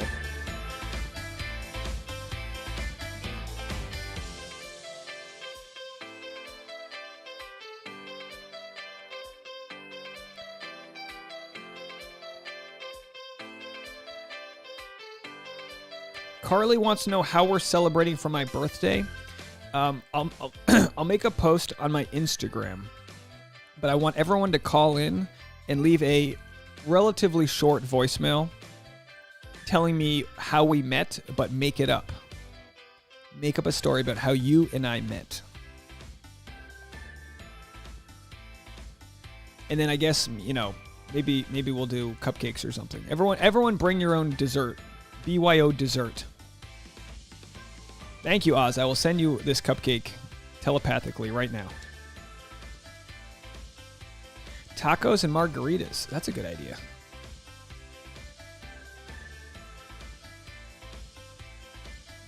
Jay Cards asked me earlier, do the hours count if the same viewer watches the video a second time? I'll run through them again if they do.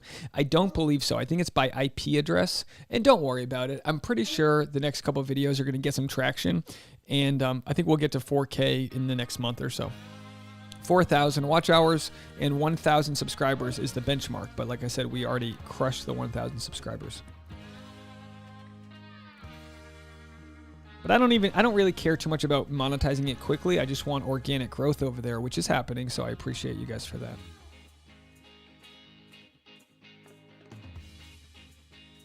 Teresa has her son's birthday on the 28th. Happy early birthday. Yeah, so I'll make that announcement on my videos Wednesday and Thursday, like whatever the final theme will be. But we'll just do a little bit of fun with the voicemails.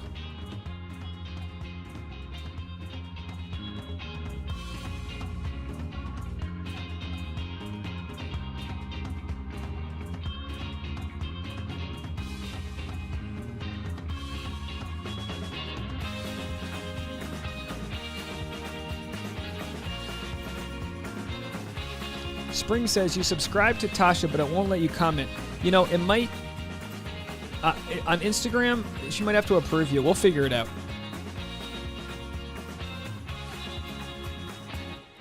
All right, that's it for me, folks. Thanks again.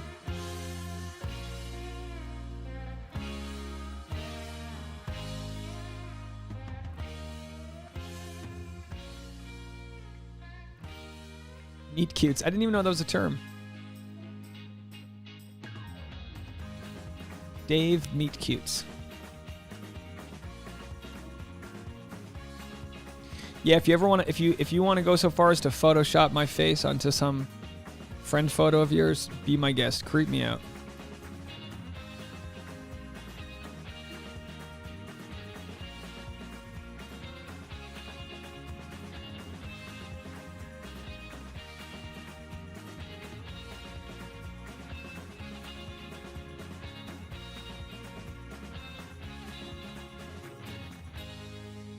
Thanks again, guys.